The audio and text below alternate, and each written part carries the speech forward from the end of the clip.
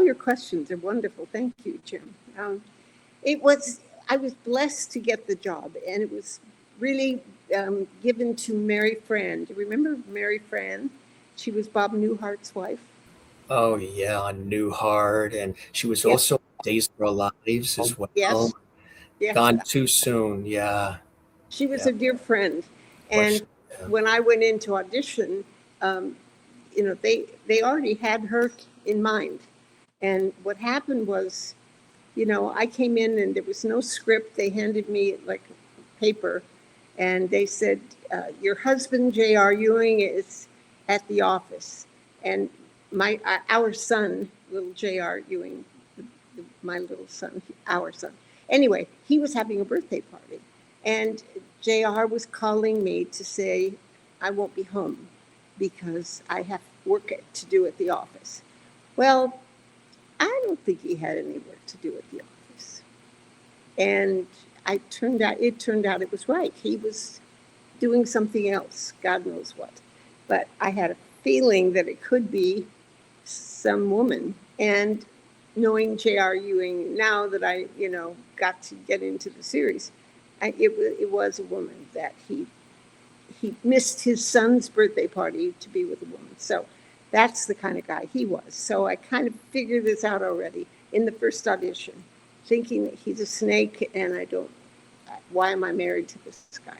Anyway, that sort of started the process going. And I remember thinking, but I like her. I like her feistiness, and she's not going to probably put up with this nonsense ever anymore. And no more birthday parties he misses. So anyway, that's what. Look at that. Look at that. Like, she looks. She looks. I like the way she yeah. looks. Actually. Anyway, no nonsense, Jr. Anyway, Exactly. so I remember clearly thinking, okay, she's got to become more interesting and a little more feisty and not put up with his nonsense. So I started thinking, who is she? Who is this woman that married this not terribly attractive, wonderful guy? That not cool. So I remember I had no lines in the beginning, nothing. I said things like, "More coffee, J.R." and some other inane thing. And I thought, what am I doing here? This is not good. Um, so I remember saying, okay, I have to find out who this Texas woman is. And I set out across the freeway and I went to Neiman Marcus, very fancy clothing store. And I went to the hair salon.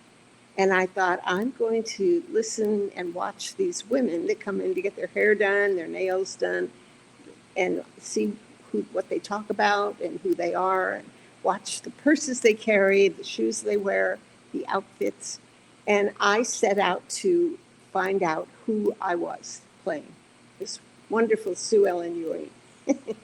And I loved her. I loved her immediately.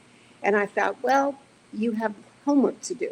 So that's what I did. I started gathering bits and pieces of Sue Ellen Ewing to be able to perform interestingly the way I wanted her to be.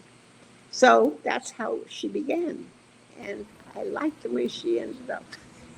Yes, and the storylines got very intense too. You really took on some really heavy subjects in such a beautiful, beautiful way. Of course, alcoholism and other infidelity, things that happened along the way.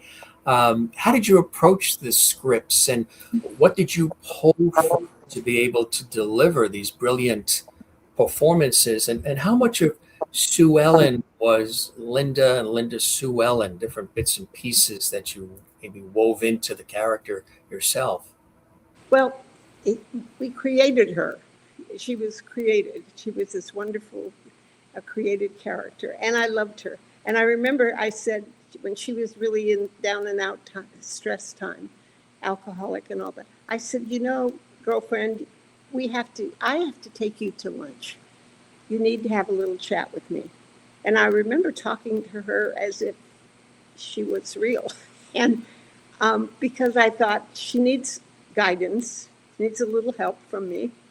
And I knew she was in trouble a couple times, a lot of times. And she just needed a girlfriend, and that would be me. And so I did. She became my best friend. I loved her. I knew she was struggling and going through a hard time. So I would take her to lunch occasionally, not often. And that was That's so fun cool. for me.